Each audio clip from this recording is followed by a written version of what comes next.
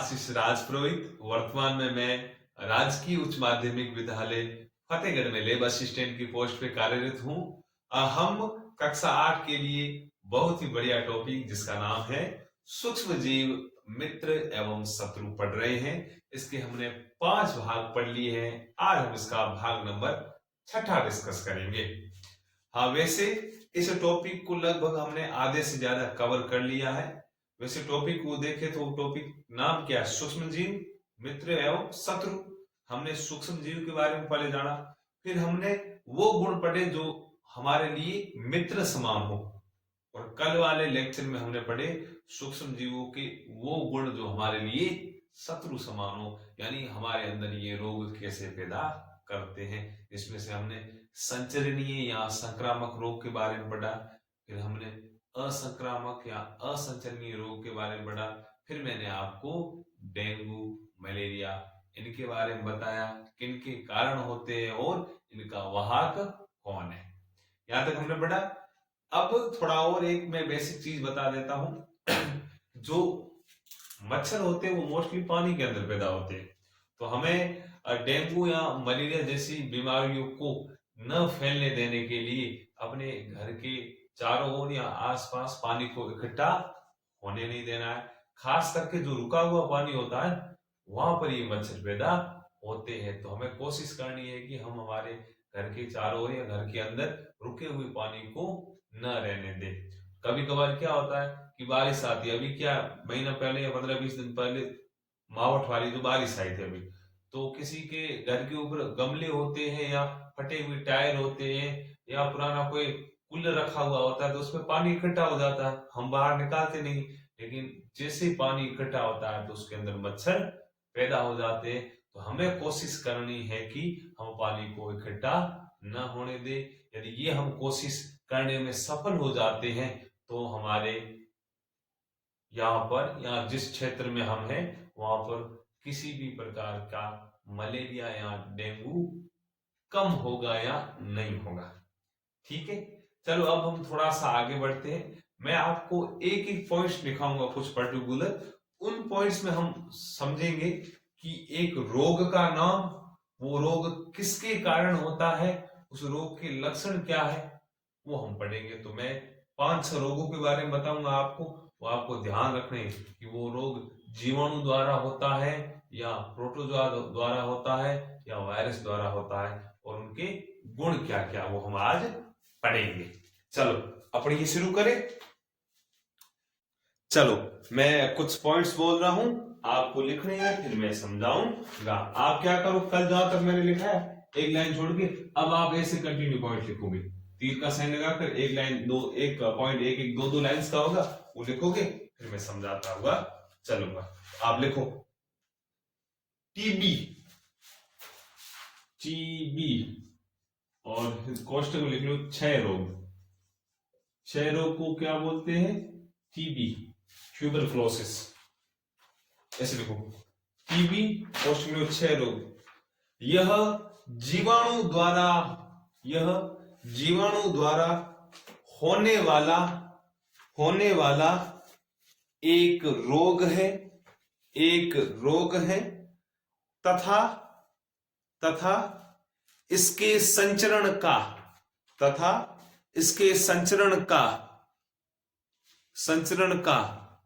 कारण वायु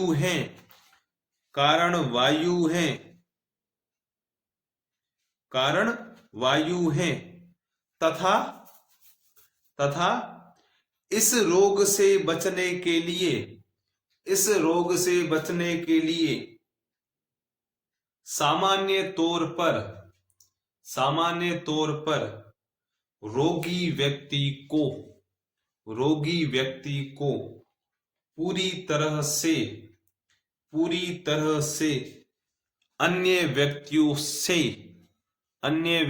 से अलग रखना चाहिए तथा रोगी व्यक्ति की व्यक्तिगत वस्तुओं, मैं यहां पे लिख रहा हूं रोगी व्यक्ति की व्यक्तिगत वस्तुओं, व्यक्तिगत वस्तुओं। व्यक्तिगत वस्तु का मतलब पर्सनल वस्तु, जैसे तौलिया है, कंघा यदि पर्सनल है, या टूथपेस्ट या टूथब्रश है, वो व्यक्तिगत मतलब पर्सनली, या बनियान है, ये वाली चीजें व्यक्तिगत कहलाती है। मतलब व्यक्तिगत वस्तुओं को अलग रखना चाहिए, अलग रखना चाहिए, तथा तथा उचित समय पर, तथा उचित समय पर टीकाकरण करवाना चाहिए, टीकाकरण करवाना चाहिए। ये हमने एक पॉइंट लिखा जो आपके 3 या 4 लाइनों में आ गया होगा। इसमें हमने क्या सीखा? हमने सीखा जो क्षय रोग या टीबी होता है उसका कारण क्या है? तब तुम बोलोगे सर जीवाणु। क्या बोलोगे? जीवाणु। इसके संचरण का कारण क्या है या फैलने का कारण क्या है? तब तुम बोलोगे सर वायु। क्या बोलोगे? वायु। तो इस रोग से बचा कैसे जाए? तब तुम बोलोगे सर रोगी व्यक्ति को पूरी तरह अलग रखना चाहिए, रोगी व्यक्ति की व्यक्तिगत चीजों को छूना नहीं चाहिए, और उचित समय में टीकाकरण करवाना चाहिए। समझ में आया? एक और बात कह देता हूं, वैसे भी कल मैंने ग्रुप में भी डाला था कि मैं कल से, कल वाला जो दिन था, कल वाले दिन से मैं क्वेश्चंस डाल रहा हूं यूट्यूब के ऊपर।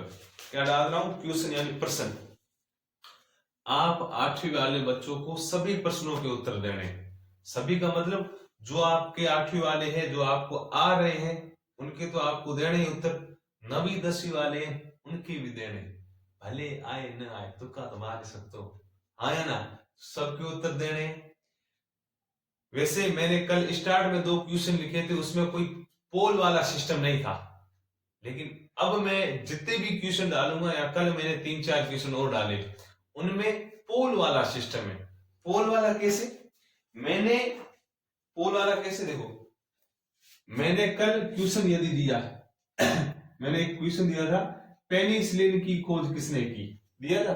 फिर मैंने ऑप्शन लिखे ABCD, लुई पास्चर या रॉबर्ट कोच, अलेक्जेंडर फ्लेमिंग, ऐसा करके लिखा था। फिर नीचे मैंने पोल दिए थे, 4 पोल दिए थे। एक पोल में A था, दूसरे में B था, तीसरे में C था, चौथे में D था। चलो इसका उत्तर मान लो C था। क्या था? C था। अब तुम इस C के ऊपर ऐसे अंगुली लगाओगे तो आपका आंसर आ जाएगा, आपका आंसर आ जाएगा। फिर सेकंड चीज क्या है? आप जैसे अंगुली लगाओगे तो आंसर तो आ जाएगा। नीचे मैं पोल ले लेता हूं, जैसे ABCD, आपको लगता है C उत्तर, तो C के ऊपर अंगूठा लगाओ तो C वाला पोल आपके लिए राइट हो जाएगा। फिर नीचे यहाँ थंबनेल दिया हुआ, एक अंगूठा ऐसे दिया हुआ, एक ऐसे, लाइक वाला दिया हुआ, उसके ऊपर ओके कर देना। फिर कमेंट बॉक्स है, वहां पे सिर्फ जाके खुद का नाम लिखना है, खुद का नाम। यदि मैं कहता हूं नाम है महावीर, तो मैं से लिखोगे महावीर कक्षा 8, ऐसे करना। ठीक है? तो अब तुम सोचोगे सर ये क्वेश्चन कहां पर आ जाएंगे? यदि मेरे चैनल को आपने सब्सक्राइब किया तो लगभग सीधे ही आ जाते, न आए तब तुम यदि मेरे चैनल के अंदर जाओगे ना, ऐसे तो ऐसे मेरा चैनल आता है, ऐसे गोल गोल मेरा थोपड़ा, यहाँ पे लिखा हुआ था आशीष की स्कूल, आया ना। फिर यहाँ पे नीचे वीडियो होते, तो तुम देखा यहाँ पर वीडियो लिखा हुआ होगा, फिर बगल में होगा प्ले लिस्ट, तो प्ले लिस्ट में तो जाते हो, आया ना। प्ले लिस्ट के बगल में लिखा हुआ होता है इंग्लिश में कम्युनिटी, उस ऐसे स्क्रॉलिंग करते जाओगे, फिर आओगे तुम कम्युनिटी के ऊपर, वहां पे कंटिन्यू क्वेश्चन दिए हुए, तो आपको उन क्वेश्चंस के आंसर देने। जो मैं हमेशा 8वीं के 2-3 क्वेश्चन डालूंगा, 2-3 9वीं के, 2-3 10वीं के, 2-3 11वीं के, 2-3 12वीं के, आपको सबके आंसर देने हैं। लेकिन सबसे अच्छी चीज ये ध्यान रखनी, जो 8वीं के क्वेश्चन है उसके तो 100% सही आंसर देने, बाकी के बोले तो के मारो। ठीक है? ये अपना सिस्टम, और बढ़िया है, अपन भाग्यशाली है, सिर्फ आप जैसे प्यारे बच्चों के कारण ये वाला ऑप्शन खुला है। यूट्यूब ये किसी को ऑप्शन नहीं देता, जिसके ज्यादा सब्सक्राइबर होते हैं या जिसके ज्यादा वॉच टाइम होता है, यानी ज्यादा बच्चे देखते हैं, उनको ये ऑप्शन देता है। और अपन भाग्यशाली कि 2 महीने के अंदर अपन को यूट्यूब ने ये ऑप्शन दे दिया। समझ में आया ये चीज का? चलो अब आप ऐसा करो, आपने डैश करके पहला पॉइंट लिख लिया, यानी हमने एक रोग के बारे में लिखा कि वो रोग किसके कारण फैलता है क्या नहीं। अब डैश करके एक और लिखो, डैश करके और एक और लिखो, मतलब एक पॉइंट लिखा, एक लाइन छोड़ो, फिर डैश करके लिखो, डैश करके लिखो। हेजा, हेजा, हेजा क्या एक रोग है? हेजा जीवाणु द्वारा होने वाला एक रोग है। हैजा जीवाणु द्वारा होने वाला एक रोग है, जीवाणु द्वारा होने वाला एक रोग है तथा इस रोग के संचरण का कारण, संचरण का मतलब फैलना, इस रोग के संचरण का कारण जल या भोजन हो सकता है, जल या भोजन हो सकता है तथा इस रोग से बचाव के लिए व्यक्तिगत स्वच्छता, व्यक्तिगत बोर्ड के ऊपर लिखा हुआ देख लो, व्यक्तिगत स्वच्छता एवं अच्छी आदतों को अपनाना तथा भली भांति पके भोजन कोमा उबला पेयजल एवं उचित समय पर टीकाकरण करवाना,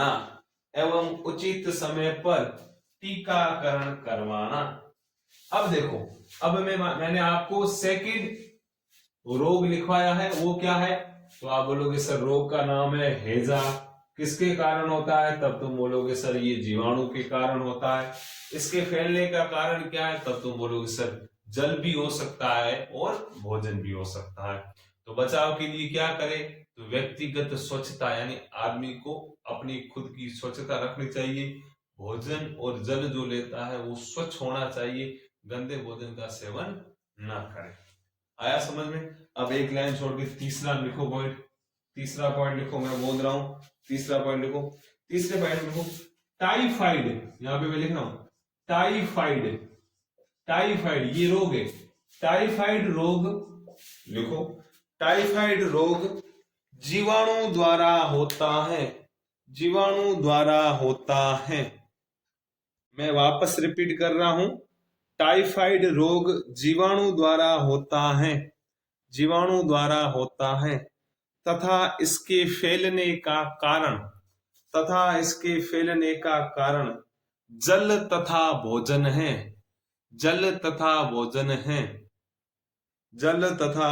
है एवं इस रोग से बचने के लिए व्यक्तिगत स्वच्छता तथा पके हुए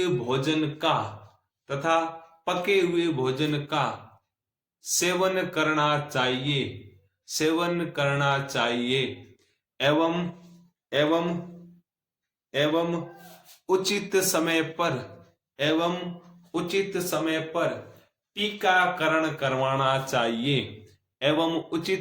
पर टीकाकरण करवाना चाहिए।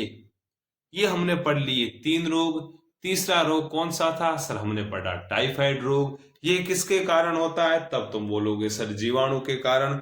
संचरण का तरीका क्या है? तब तुम बोलोगे सर भोजन या जल से। और बचाव के उपाय क्या है मैंने लिखवा दिए। समझ में आ रहा है? Very good. लाइन छोड़ के चौथा नंबर लिखो आप। मैं जैसे जैसे लिख रहा हूं वैसे वैसे, मैं बोर्ड के ऊपर आके लिख रहा हूं वैसे वैसे लिखते जाओ तुम। चलो बोर्ड के ऊपर आ जाओ, आप बोर्ड के ऊपर आ जाओ। जैसे जैसे मैं लिख रहा हूं वैसे वैसे लिखना है।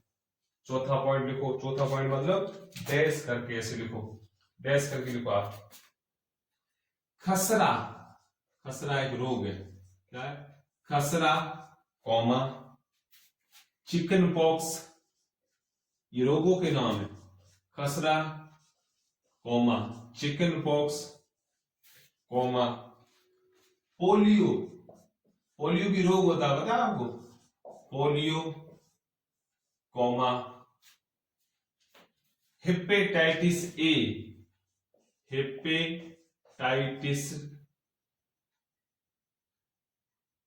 चलो यहां तक ये 3 लिखो आप, 4 नहीं लिखने। ऐसे लिखो खसरा comma chicken pox comma polio. कितने रोग लिखे? मैंने 3 लिखे। कौन कौन से? खसरा comma chicken pox, comma polio, 3 लिखो, लिखा, और इसके आगे लगातार लिखते जाओ। यह तीनों रोग वायरस द्वारा होते हैं, वायरस द्वारा होते हैं तथा इनके संचरण का तरीका वायु या किसी के सीधे संपर्क में आना, या संदूषित जल को पीना। संदूषित का मतलब खराब, मैं ऐसे लिख रहा हूं, संदूषित जल को पीना आदि के कारण हो सकता है,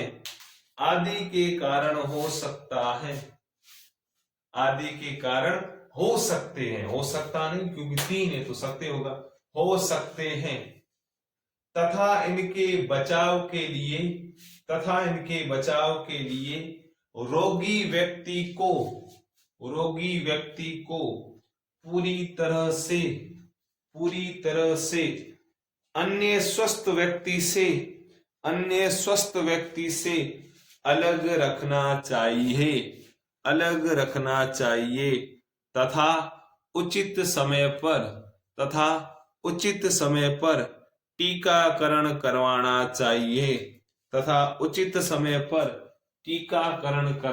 चाहिए।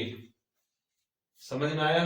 चलो आगे डैश करके लाइन छोड़ के नया और लिखो, मतलब 5वां नंबर और लिखो। इसमें लिखो मलेरिया, लिखते जाओ। मलेरिया रोग प्रोटोजुआ सूक्ष्म जीव द्वारा होता है, ध्यान रखना है, कभी भूलना मत। अपन क्या बोलते हैं, मलेरिया किसके कारण होता है? अपन बोलते हैं मच्छर के कारण। मच्छर वाहक है, होता किसके कारण है? प्रोटोजुआ। संचरण किसके द्वारा होगा या फैलेगा किसके द्वारा? तब तुम बोलोगे सर मच्छर के द्वारा। मच्छर कुल मिला के प्रोटोजुआ की गाड़ी है जो उसको एक स्थान से दूसरे स्थान ले जा रही है। तो इसमें देखो बढ़िया है, स्टार लगा के लिखने वाले। मलेरिया प्रोटोजुआ, बोर्ड के ऊपर लिख रहा हूं, सॉरी, मलेरिया प्रोटोजुआ सूक्ष्म जीव। वैसे देखो हमने 4 सूक्ष्म जीव पढ़े थे, बराबर, जीवाणु, वायरस, प्रोटोजुआ और शैवाल, ये पढ़े थे। अब ये देखो मैं वापस बोल रहा हूं, मलेरिया प्रोटोजुआ सूक्ष्म जीव द्वारा होने वाला एक रोग है तथा इसके संचरण का कारण मादा एनाफ्लेज, मैंने कल लिखवाया था, मादा एनाफ्लेज मच्छर हैं तथा इसके बचाव के सामान्य उपाय, कोमा करके लिखो या डैश करके लिखो, मच्छरदानियों का प्रयोग करना, कोमा मच्छर भगाने वाले रसायनों का प्रयोग करना, कोमा कीटनाशकों का छिड़काव करना एवं अपने घर के आसपास जल को एकत्र नहीं करने देना, जल को एकत्र लिख सकते हो, एकत्र नहीं होने देना। लिख लिया? अब आओ बोर्ड के ऊपर मैं समझा रहा हूं। मैंने आपको समझाया एक रोग है जिसका नाम है मलेरिया। यह मलेरिया रोग प्रोटोजुआ सूक्ष्म जीव द्वारा होता है तथा इसके संचरण का कारण मादा एनाफ्लेज मच्छर है तथा इस रोग के बचाव के लिए हमें क्या करना चाहिए? मच्छरदानी का उपयोग करना चाहिए, मच्छर को भगाने वाले रसायनों का उपयोग, मतलब ऑल आउट दूसरे लगाने चाहिए, मेरे तो लगा हुआ है और ऑन भी है, ऑल आउट है, मोर्टीन है, इनको लगाना चाहिए। और कीटनाशकों का छिड़काव करना चाहिए। कभी कभी तुमने देखा होगा, अभी तो इतनी है, बड़ी बड़ी सीटियां होती, एक बड़ा सा टेम्पो होता है, पीछे भूम ऐसे बजता है, फिर वो फुहारे मारता है ऐसे सफेद सफेद धुएं के, देखिए वो इन कीटनाशकों को मारने के लिए यूज करते हैं। 5 पॉइंट हो गया। छठा अंतिम पॉइंट लिखो, छठा अंतिम पॉइंट लिखो, इसके ऊपर भी तारा लगा देना, तारा लगा देना। लिखो हेपेटाइटिस, मैं बोर्ड के ऊपर लिख रहा हूं, लिख लो, यहां पे लिख रहा हूं हेपेटाइटिस, हेपेटाइटिस, हेपेटाइटिस। देखो हेपेटाइटिस वायरस द्वारा होने वाला, हेपेटाइटिस वायरस द्वारा होने वाला वायरस द्वारा होने वाला एक रोग है, एक रोग है, तथा इसके संचरण का, तथा इसके संचरण का कारण जल है।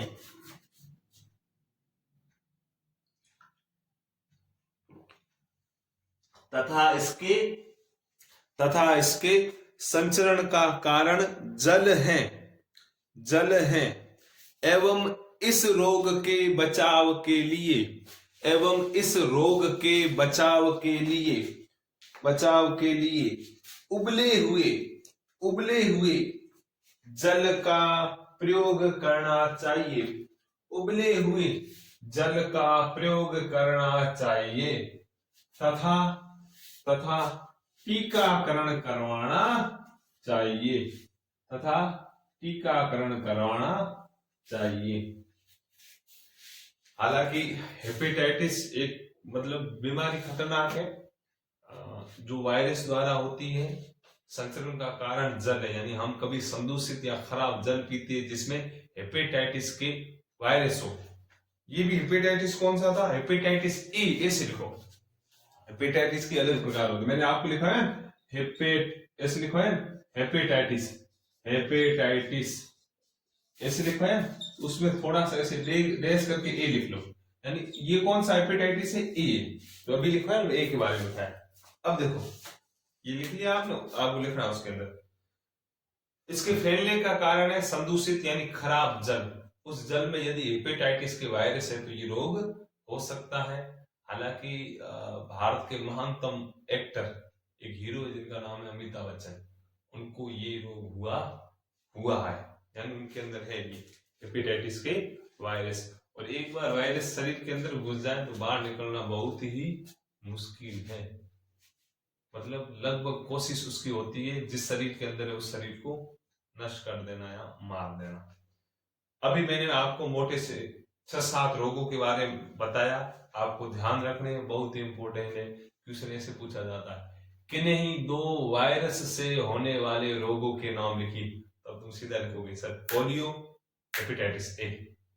किन्हीं 2 जीवाणुओं द्वारा होने वाले रोगों के नाम लिखो, तब तुम लिखोगे क्षय रोग और टाइफाइड। ऐसा समझ, प्रोटोजोआ द्वारा होने वाले रोगों के नाम लिखो, आपकी किताब में एक है जिसका नाम क्या है, मलेरिया। आइए समझ लो, यह ध्यान रखना। चलो अब और थोड़ा आगे बढ़ते हैं, अब थोड़ा और आगे बढ़ते हैं। चलो थोड़ा आगे और बढ़ते हैं। मैं एक और हेडिंग डाल रहा हूं, आप हेडिंग डालो और फिर उसके अंदर कुछ हम लिखते हैं, फिर मैं समझाता हुआ चलूंगा। कंटिन्यू क्लास से देख रहे हो, वैसे 8वीं वाले बच्चे हैं पढ़ने वाले, मेहनत के अधिकांश बच्चे 15-16 जने बहुत ही बढ़िया पढ़ाई कर रहे हैं, मतलब आपने मेरा दिल जीत लिया है। अच्छे ऐसे पढ़ाई करना, आप 2-3 साल और ऐसे पढ़ाई करोगे तो 12वीं के साथ नौकरी लग जाएगी, आपकी बल्ले बल्ले हो जाएगी। छोटी उम्र में मतलब मैंने मोबाइल के फाउंड की उसे एक बढ़िया गवर्नमेंट नौकरी आया ना। चलो बढ़िया, वेरी गुड, अच्छी मेहनत करो। जंतुओं में ये हेडिंग डालो आप, जंतुओं में रोग कारक जीवाणु, रोग कारक जीवाणु, ये बड़ा सा हेडिंग डालो, एक हेडिंग है इसके अंदर मैं कुछ लिखवाऊंगा, हेडिंग डालो, जंतुओं में रोग कारक जीवाणु, नीचे लिखना शुरू करो। अनेक सूक्ष्म जीव केवल मनुष्य एवं पौधों में ही रोग के कारक नहीं है, बल्कि ये सूक्ष्म जीव दूसरे जंतुओं में भी रोग उत्पन्न करते हैं। खड़ी पाई लगाकर नीचे वाली लाइन से लिखना शुरू करो। उदाहरण के लिए एंथ्रेक्स, मैं बोर्ड के ऊपर लिख रहा हूं ऐसे, उदाहरण के लिए एंथ्रेक्स ऐसे लिखो, उदाहरण के लिए एंथ्रेक्स, फिर लगाओ कोमा, मनुष्य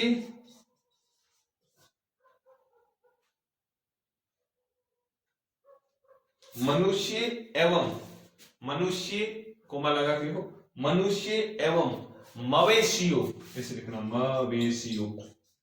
मनुष्य एवं मवेशियों, दिख रहा, मनुष्य एवं मवेशियों में होने वाला भयानक रोग है जो जीवाणु द्वारा होता है। अब देखो, अब लाइन पढ़ो और मैं समझा रहा हूं, 10 सेकंड का टाइम दे रहा हूं, जल्दी पढ़ो जल्दी, फिर मैं समझा रहा हूं। चलो, मैंने अब जो पॉइंट हेडिंग दिलाई उसमें जो मैंने लिखा है, मैंने क्या लिखा है कि अनेक सूक्ष्म जीव केवल मनुष्य एवं पौधों को ही बीमार नहीं करते। मतलब ये लाइन बोल रही है कि हम क्या सोचते हैं, सूक्ष्म जीव मनुष्य को बीमार करते हैं और पौधों को करते हैं, हाँ पौधों को भी करते हैं, लेकिन कुछ ऐसे सूक्ष्म जीव हैं जो दूसरे जंतुओं को बीमार करते हैं, यानी बकरियों को, गायों को, भेड़ों को, घोड़ों को, शेर को, हाथी को, इनको भी बीमार करते हैं। मतलब सूक्ष्म जीव किसी को नहीं छोड़ते हैं। फिर आगे मैंने क्या लिखा है, उदाहरण के लिए मैंने एक रोग लिखा है जिसका नाम है एंथ्रेक्स। क्या नाम है? एंथ्रेक्स रोग मनुष्य एवं मवेशी, यानी हमारे अंदर भी होता है, और मवेशी का मतलब होता है पालतू जंतु या पालतू जानवर, जैसे गाय है, भेड़ है, बकरी है, इनमें एंथ्रेक्स रोग होता है। ये पालतू जीव है हमारे लिए, इनमें एंथ्रेक्स रोग होता है। इस रोग का कारण क्या है? तब तुम बोलोगे सर इस रोग का कारण है एंथ्रेक्स जीवाणु। मतलब ये किसके कारण होता है? जीवाणु के कारण, विषाणु के कारण, या प्रोटोजोआ, तब तुम बोलोगे जीवाणु के। ठीक है, आया समझ? अब एक लाइन छोड़ के नीचे वाली लाइन से लिखो, एक लाइन छोड़ के नीचे वाली लाइन से तारा लगा के लिखो, रॉबर्ट कोच, मैं यहां पे लिख रहा हूं, लिख रहा है रॉबर्ट कोच, एक वैज्ञानिक का नाम था रॉबर्ट कोच। तारा लगा के लिखो, रॉबर्ट कोच ने सन 1876 में बेसिलस एंथ्रेसिस, चलो मैं यहां पे लिख रहा हूं, मैं वापस बोल रहा हूं, रॉबर्ट कोच ने सन 1876 में, मतलब 1876, 1876 लिख सुनो, 1876 में बेसिलस, मैं लिख रहा हूं ऐसे लिखते जाओ, बेसिलस एंथ्रेसिस नामक जीवाणु की खोज की,